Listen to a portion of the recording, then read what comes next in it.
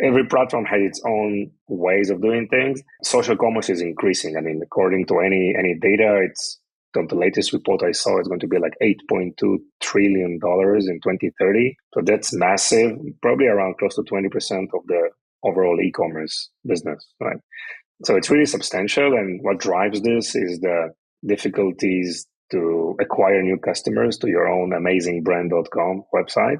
The rise of, cost of advertising on Meta and on Amazon, it's very competitive. And so, okay, so let's just deploy videos and have, give customers the ability to check out where they spend most of their time on social media. So that's what's driving, this whole thing, together.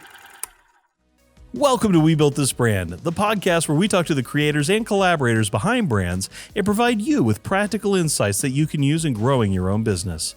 Today, we're talking to Eitan Koter, co-founder of Vimmi, a company specializing in video technologies and video commerce solutions. This was a really neat interview. We dive into his journey from working in video compression and broadcasting to launching Vimmi, a company which helps brands monetize video content. This episode dovetails nicely with Ian Bayer's interview, which, if you've not watched it, I recommend you jump back and check that out as well. So let's not delay it any further. Here's my interview with Eitan Koter of Vimmi. Eitan, welcome to We Built This Brand. It's good to have you on today. Wow, we're really excited about this one, Chris. It's a pleasure to be here. Yeah. You've had quite the journey in your career. I was doing some research on your background and where you came from and how you got to where you are today working with Vimmi.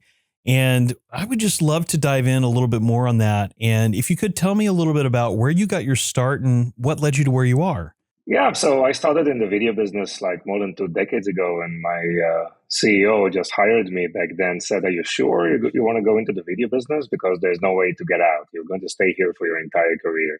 Because I said, "Why?" He said, "Because video is just changing always. It's revolutionizing like every few years, and you'll start and you'll see." So yeah, I started in a tech company. It was really a startup. We raised a lot of funds from VCs. We even floated this company in NASDAQ. It was a video compression company. These are the days where video was called probably broadcast, or we worked with TV stations and helping them in the transition from analog video to digital video.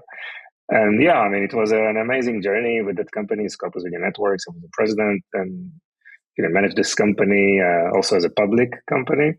And we saw that video is migrating from satellite and cable networks to IP. I think we were quite innovating back then with delivery of video over IP. Today, of course, we have Netflix and Disney and all these video platforms. It's quite obvious that video works very well, even 4K, right, in terms of resolution over public networks, which are unmanaged networks. But back then it wasn't like that. And then in 2014, I founded with a partner, with a co-founder of mine, Vimmi, where we developed video technologies and video monetization tools to help content providers and mobile operators to launch their own Netflix-like services, right? So direct-to-consumer video services. And it's still like encompasses like a substantial part of our revenues. And the last 4 years were totally focused on this new and emerging video commerce space. We took our existing technology and adapted it and productized it towards the e-commerce space. And today we work with brands and helping them sell their products with video. So yeah, in terms of the running company, so I as I said, I managed like public companies and also raised a lot of funds from VCs. But Vimmi, we're already 11 years already celebrating 11 years, and this is a bootstrap company. So there are no external investors, and it's a different kind of a journey from the management, the day-to-day activities. But the company is doing well, growing, profitable company, and the idea is to serve more and just focus on what we do best, which is video commerce today, and helping our customers just sell more through the power of video. That's fascinating, and I'm a big fan of bootstrapping, so we're definitely going to spend some time talking about that here in a little bit. But what was the initial inspiration for Vimmi? I mean, you had all this video background. I could understand wanting to start a video company, but you said initially it was like Netflix for an individual broadcaster. Tell me a little bit more about what that is and how that worked. Yeah, so the idea was that, we saw the evolution of video and how video is just taking more and more active role in variety of, let's call them media and entertainment use cases, but also marketing use cases, right? So, yeah, I mean, Netflix and probably Disney, like Amazon Prime, and those services are probably considered under media and entertainment. And they are today, you see the transition from satellite and cable networks towards those type of platforms, which are carried over, the video is carried over the internet. And we have customers that are serving like millions of users on a daily basis. So Vimmi is a B2B to C company. Our customers are brands or content providers or mobile operators, but the users are consumers who watch video, whether for entertainment through these subscription to various packages, or to make a purchase, just to make shoppable video and an experience that is very, very interesting and create a lot of, I would say, impact and impulse purchase. So the idea is to work, and marketing, as you said, is moving to one-on-one, of course. So like we have customers in Asia that is serving close to like 20 million users, okay, every day, right? Just serving video on the Vimmi platform. But on the other hand, like brands who are using video across multi-channel, not only on their own website, but also on their own social media accounts, okay, and marketplaces, just pushing these videos, whether it's a live or non-live video, and maybe we can discuss about the difference between those type of videos, and just making this connection and building the foundation for growth together with video, while using video, as video is a very powerful tool to create this emotional connection, this brand loyalty, and moving to one-on-one kind of marketing where you can interact in real time with users, respond to the question over chat, like from within the video, and it's a really specialized type of service that can gaining a lot of momentum, definitely in North America these days. Yeah, it certainly is gaining a lot of momentum here. I mean, as many of my listeners will probably know, I mean, TikTok has really shifted to a marketplace platform. At times, it can feel like you're just on an infomercial website with how much you have to scroll through, which I hope they get better balance about. But it's definitely something that, overall is becoming a trend. And you're seeing a lot of people even move to how can I sell? How can I, make money for myself in these kind of environments? So, yeah, there's a lot out there. So you mentioned you're bootstrapped. So talking about the inception of Vimmi, how, when I think bootstrapped, obviously that means no investors, maybe some credit card debt, but you did it all from scratch. So did you start this? Are you the developer here? Did you have someone else who was helping with development? Because typically when I hear bootstrap, that means you got some cash, or you just know what you're doing and you know how to get that base minimum viable product off the ground yourself.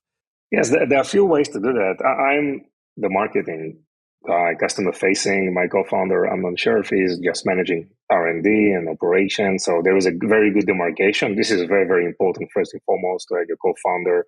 Just what do you do every day? There is no, confusion, right? So this demarcation is very, very important. It is going very, very well over the years. And obviously, what we did initially is to do some consulting and some integration projects around video. So we partnered with Cisco and Ericsson and some variety of companies like that and build video networks for customers, which are more just, a work of design, importation, installation, support. And this helped us a lot with the cash flow in the initial days, just to put all the extra profits into development. And we knew that we need to focus on large accounts just to help us scale the company. And we were focusing primarily on these enterprise customers. So we had a lot of enterprise experience. People knew us in the industry, and we just went there, just traveled to a lot of exhibitions around the world and used our networks to facilitate better connections with potential customers. And we were lucky to win some substantial agreements that are still carried on until these days, even after 10 years of operation. So these companies, it's usually like a year-long type of engagements that are with a substantial income just to help us first serve the customers in a very professional way, but also continue investing in development and R&D, because you always need to continue developing and invest in your future roadmaps and feature sets. So yeah, it's a combination of kind of a mentality of being agile in your mindset.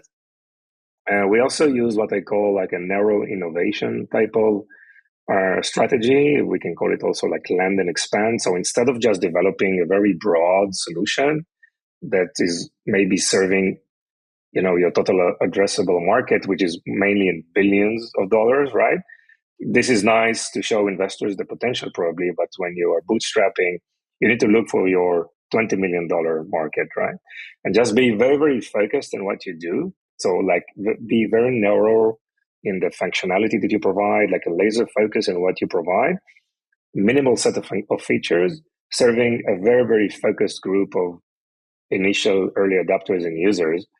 And once they feel that they are getting the response from us in a very on a daily basis, just iterate and get their feedback and quickly develop just for that specific customer segment. Then word of mouth start to kick in, and marketing costs are very, very low, and they're introducing friends in their communities and helping us bring more customers. And then from there, you just expand and expanding your customer base and expanding your functionality. So usually founders think they need to tell a big story. It's good maybe for the vision side of things, but when you execute and you're thinking about cash flow like 24/7, you need to make sure that you utilize your resources in a very effective way. Just serve a very minimal set of customers with a very minimal set of functionalities, get feedbacks, iterate very fast on a daily basis, and grow from there and expand your solution and customer base. That's great. I mean, when you're bootstrapping and you're only reliant on the money you bring in to grow the business, that's a smart way to operate. And I mean, for myself, my business is also bootstrapped, so I feel you. We're not developing technology. We don't have developers, but we have editors and we have products and services we can only offer once we have the bandwidth to do it. And I think that's some good advice on how to do that too. So that's great. So as you were developing, as you were growing, I'd like to say that every business has this moment of what I call validation. It's like, I've got this great idea, and we might be getting paid for it already, but like, this is my moment where I know I'm onto something that's going to be really successful. So what was that moment of validation for Vimmi? Yes, I mean, this product market fit is like the main thing for any company. I see, by the way, a lot of industries like brands and service companies, they're also implementing this type of lean startup mentality and methodologies just to get there as fast as you can, talk to as many customers as you can, just to iterate and validate and make sure product market fit just kicks in, right, in the right way. And for us, I mean, there are two ways to do that, and depending on the solution that you have. In our side of the business, we have these type of enterprise customers where sales cycles are longer. You need to create like statement of works, assign project manager. It's a very dedicated type of work, obviously using our license with a lot of adaptations and customization on top of it. And on the other hand, you have these longer tail customers. These are like SaaS, usually SaaS based, that are just signing up for our solution, and it can start with a free package and maybe it's $149 or something like that. And these are like, it's a different type of marketing. So first you need to decide, which type of companies you want to approach. The whole company culture, processes, job description, you need to accommodate this type of two different strategies. So we knew that we are very good, again, from our background in just working with those enterprise customers. That's where we focus. And on the one side, it's a lot of effort, and you lose business even after you work on an opportunity for 6 months even. But if you win one of the businesses, it's something that's just going on and on for years if you're performing. And the idea is to win more of these type of projects. And from there, once you have the resources, start to allocate some marketing budgets to more mid-size or SMB or longer tail type of customers. So this is where we always start with the enterprise, with the big customers, and just went down from there. It might work for other companies and other entrepreneurs where they have different background or different experience, just probably working with these longer tail customers. But as you know, customer acquisition is very, very complicated these days, very difficult. This is why, by the way, a lot of companies and brands are going to social commerce. This is why video is so powerful.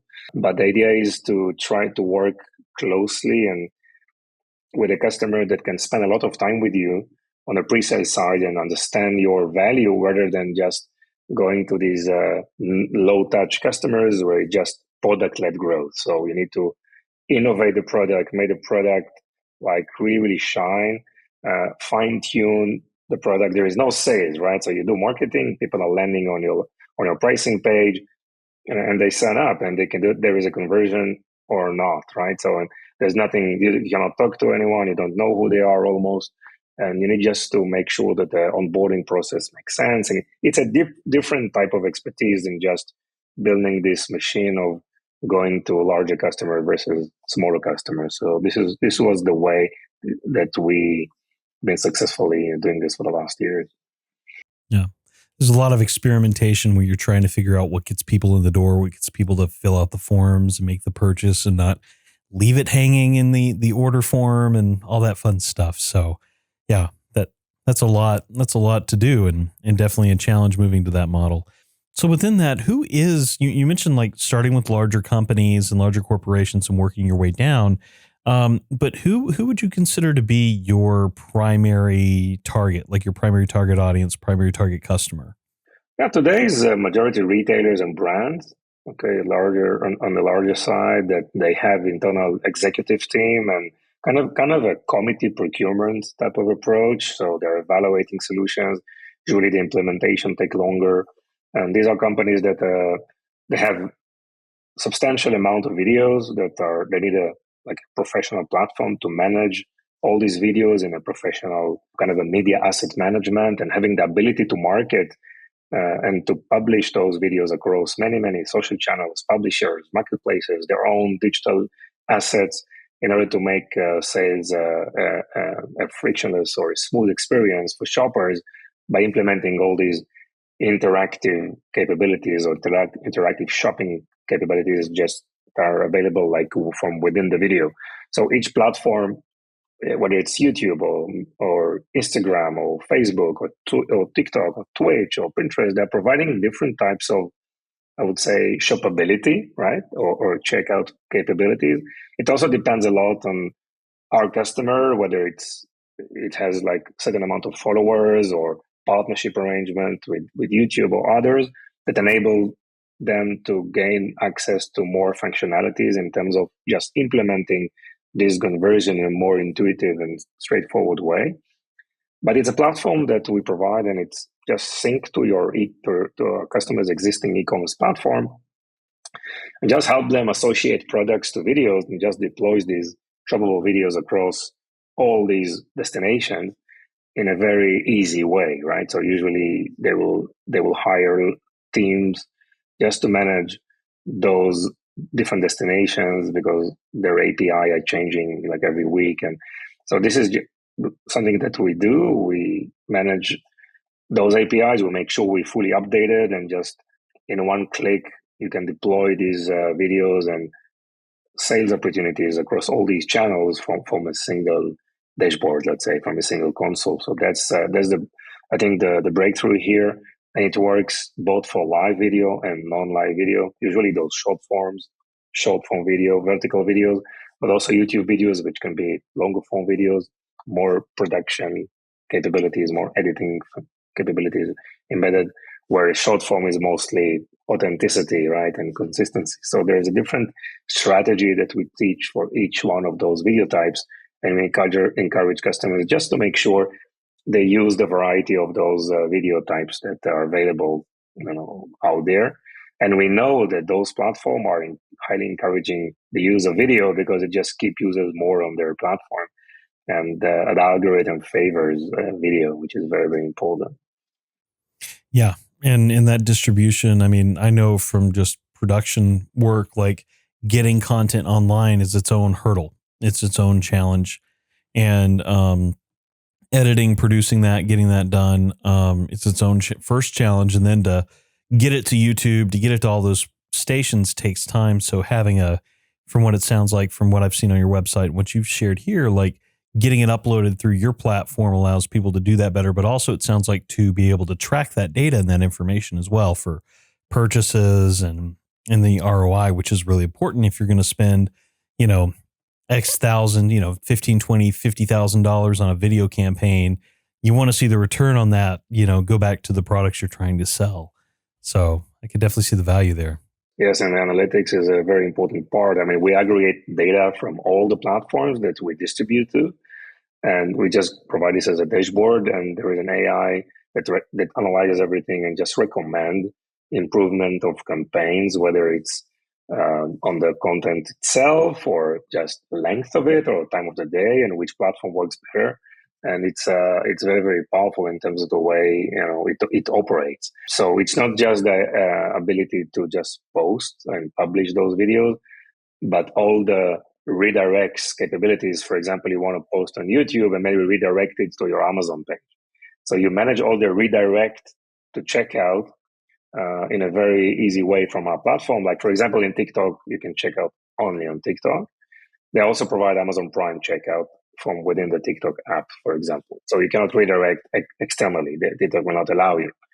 But on YouTube or Instagram, it's fine. You can do that. Okay, so every platform has its own ways of doing things. Social commerce is increasing. I mean, according to any data, it's the latest report I saw is going to be like $8.2 trillion in 2030. So that's massive, probably around close to 20% of the overall e-commerce business, right? So it's really substantial. And what drives this is the difficulties to acquire new customers to your own amazingbrand.com website.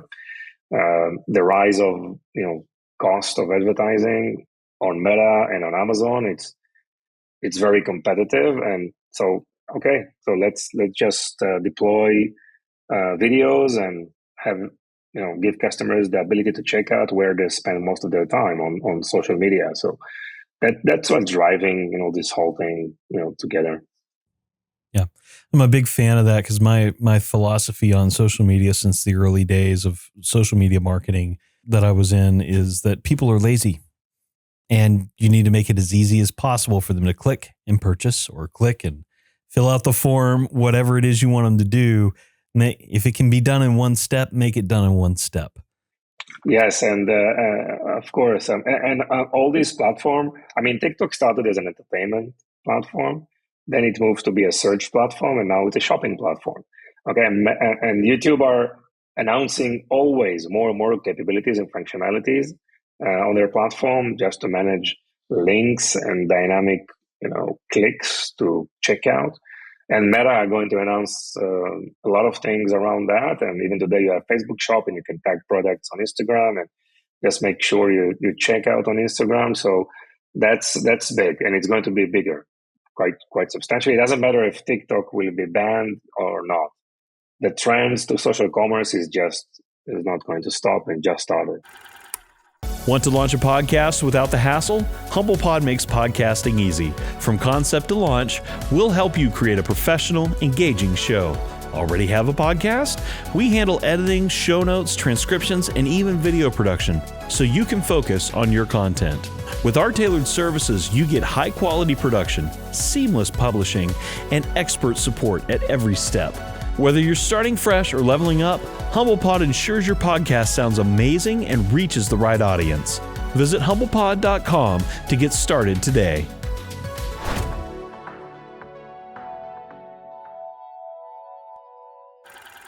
So yes, you've got those challenges, and of course, I would think another big challenge for you all is the fact that every platform is like a different language right now, when in terms of what they'll allow, what they won't allow.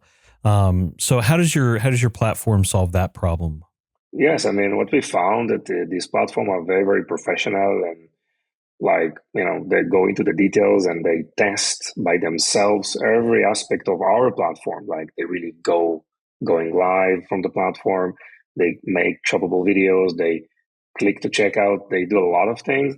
And it's a very professional process just to certify our platform over there. But once you do that, there's an ongoing work just maintaining the existing versions of APIs, but these APIs that keep updating all the time. So we are like technology partners, or we have those developer accounts for all these platforms, and we have internal teams just managing this on a full-time basis, just making sure that we are fully up to date on those APIs, and we're able to work with those companies to provide more and more functionalities to our customers. So that's like a dedicated team. We're just doing all that, and the amount of channels is increasing, like by the week. There are a lot of specialized niches, like in pets, for example. So we get lists of different marketplaces and different platforms that are very important for our customers to work with. And this is one of our strengths. We move very, very fast. We just connect to these companies, making sure we share our APIs and they share theirs, and quickly doing the integration just to make sure that our customers have the ability to deploy their products and videos across their targeted list of marketplaces, social networks, and publishers and affiliate partners. So we're providing, for example, an embed code that you can copy, take a simple JavaScript, copy and paste it on your e-commerce platform, and you have that interactive video player. It can be on the hero banner of the website or on the product pages where companies can check out from within the video. That simple JavaScript can be shared by a customer with his own affiliates and online partners. So they can also promote that videos and have their commission, from promoting this video. So it's very easy just to embed the shoppable video and the live shopping events on various platforms in the way that we've built the platform. But of course, the major social networks and marketplaces, it's API based, and it's a dedicated team for us that's working. But for our customers, it's a seamless kind of experience. Just the first thing you do when you start working on the onboarding, you just give us a credential, you connect the social networks, and that's it. And every video can be shoppable on all these platforms. And of course, you can go on live with multi-channel on all these platforms together. Nice. Very nice. Yeah, live stream. I have PTSD flashbacks. Especially during the pandemic, we got called in to do live stream work, and it was like, okay, all right, we'll do it. But I know how hard of a production that can be, and how hard that is to guarantee uptime and all that stuff. So blessings on you all for doing that. Yeah, look, there is expectation that live is like very complicated, requires a lot of production time and budget, but it doesn't have to be that way, right? I think the new generation of shoppers, they don't care about what type of background do you have, or they care about you as a person, how authentic you are, and how much time you show up and being consistent. Yeah, like founder-led content is the best marketing vehicle out there these days, and it's full and it's free. It's organic. Okay, so just open your iPhone or smartphone and just start, showing yourself out there. Just create a list of customer pains and make sure you provide the right content in the right stage of the marketing funnel where you are, right? I mean, don't pitch your products always. I mean, if no one knows you and you're a new brand, just provide value, right? And if you're in the awareness stage, just provide educational content, market information, right? Your checklist. Don't push your product. And if your customers are considering various options, like in the consideration phase, don't be afraid to provide competitive information. Share information about your competitors, because this will be very, very respected by your potential customers, because you save a lot of time for them. They know who your competitors are anyhow. So just provide that information, but don't be afraid to do that. Like how-to and case studies during this consideration phase. And when you are in this decision, your customers are in the decision phase, yeah, just provide product information like case studies and testimonials. Like try to highlight your unique selling point and provide those prices. And this is where shoppable video and those immediate conversions are very, very powerful, because we know e-commerce works on impulse purchase. And like video just provide more layers of emotional triggers and psychological level that is like the next generation of impulse purchase. So if you just scroll over the social media whether TikTok, Instagram Reels, YouTube Shorts, and then all of a sudden you see a video that probably hit, make some kind of an impact, and we make the decision in less than 2 seconds. Right? I think the response time is like 1.27 seconds that we make a decision whether to continue scrolling or stop.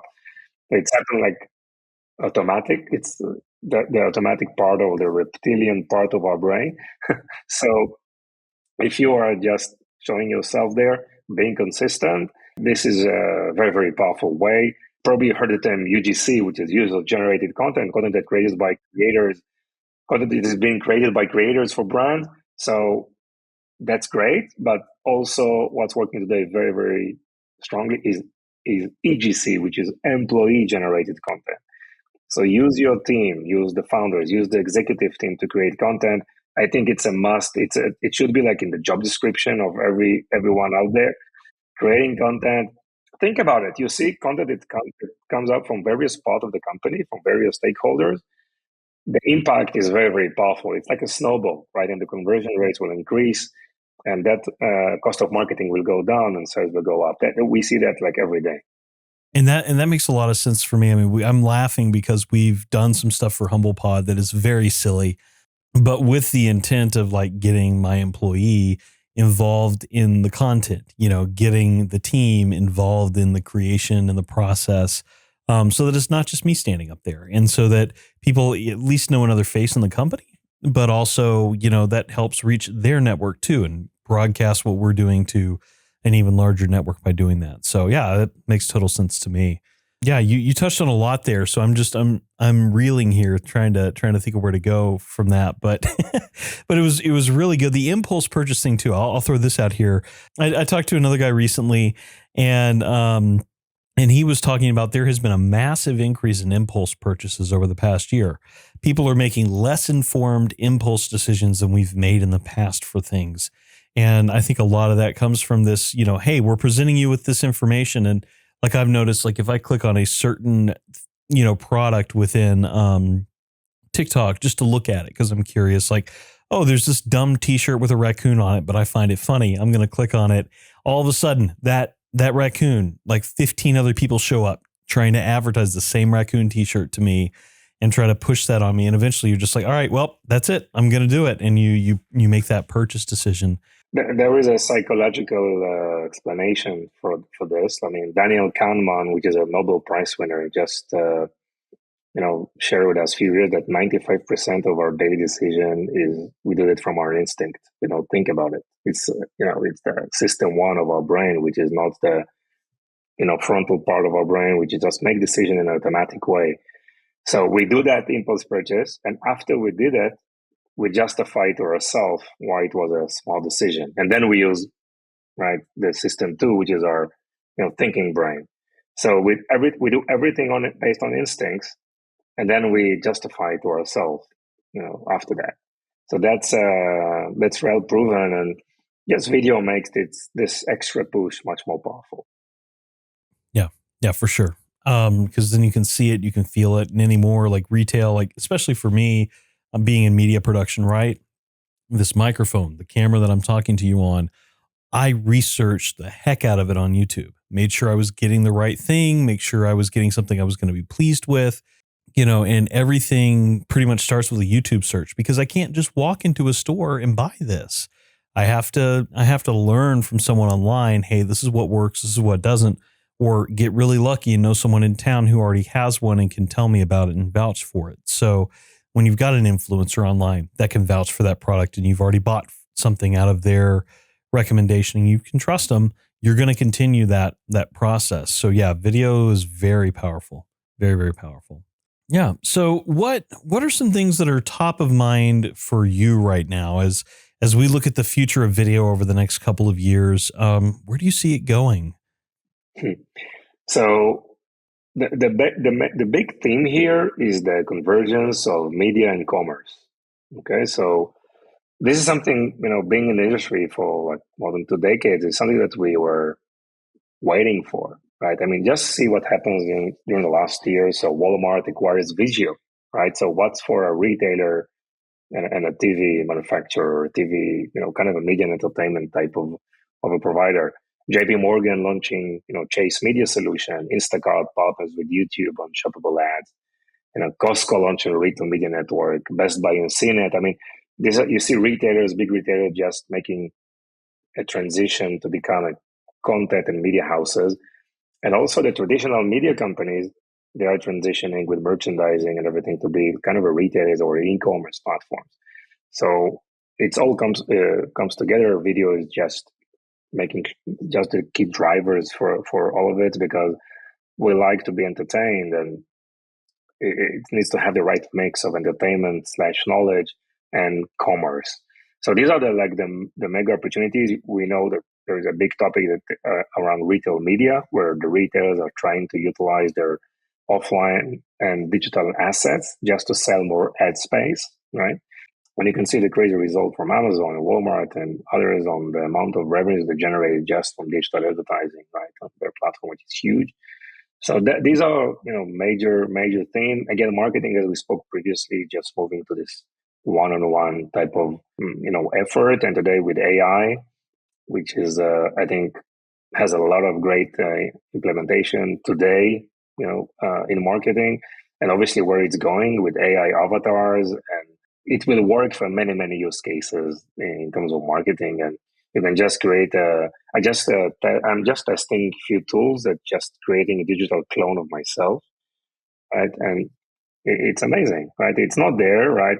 It's obvious that it's not human. It's a machine, but it's for some, like, for example, training or customer support, it's fine, right? But maybe for those sales event, it's not there yet, but definitely it will be there. So like today, you can work with AI avatars to create some variety of gamification. For example, when you're waiting for this live event, okay, and there are like a few minutes left and people are joining, you need to to work with this AI avatar just to create some entertainment kind of like games during before the event starts. And we are implementing this type of things because we see it's really working. So definitely using AI in a much meaningful way, just to make sure we provide more innovation and streamline processes and costs.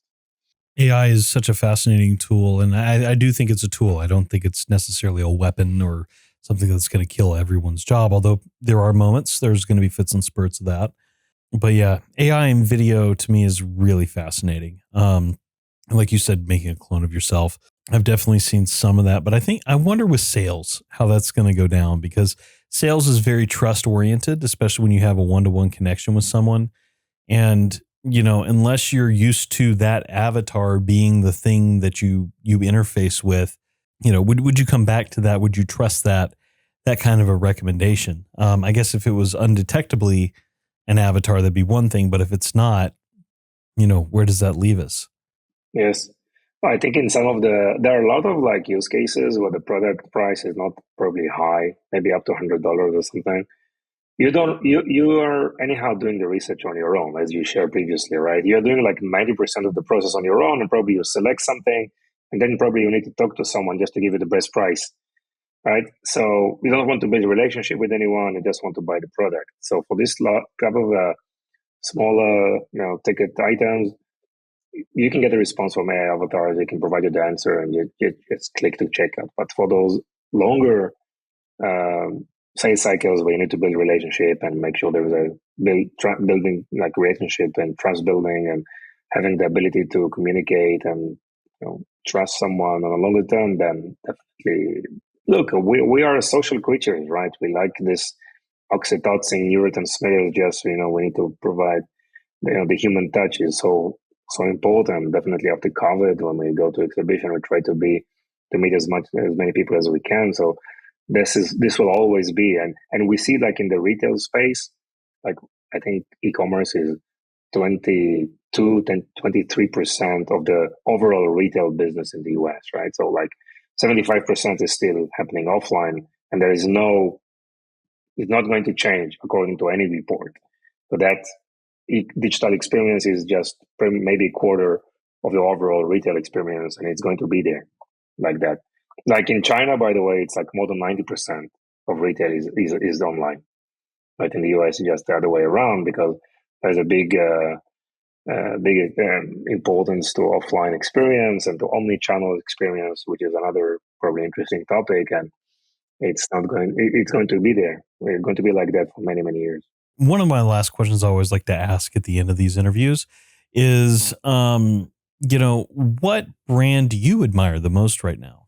It's not a brand. I think it's a retailer. So Walmart, right? So you see how big they are and how fast, and they are updating all the whole digital experiences. They just introduced live shopping to the platform, and they move very, very fast with retail media. They're moving very fast to implementing all those new technologies around the digital experience and also on the offline experience. So this is like an amazing use case for me that I really, very, very much interested in follow. So they're doing an amazing job. Yeah, that's great. And yeah, I've noticed Walmart. Was actually surprised. I went on their website just this past week and was looking around, and the ways that they have innovated and changed surprised me, frankly, because I'm used to it being more of a static site, and you might be able to see what's in stock online versus in the store near you, and that's it. But yeah, they're definitely making some big changes, so that's really neat, and that'll be interesting to watch over the coming year. So the AI product recommendation is really amazing. Just you have the shopping cart. I mean, if it's a grocery, so that shopping cart is ready for you. They know everything, what you need to purchase, and it's very, very smart. So just it's such a frictionless type of experience, which is very, very unique. Yeah, and if you need to buy and not think, that's a real big help, because shopping is a huge weight, as you can imagine. Yeah. Having to get out to the shops and get the food and come home, especially with kids. Oh my gosh.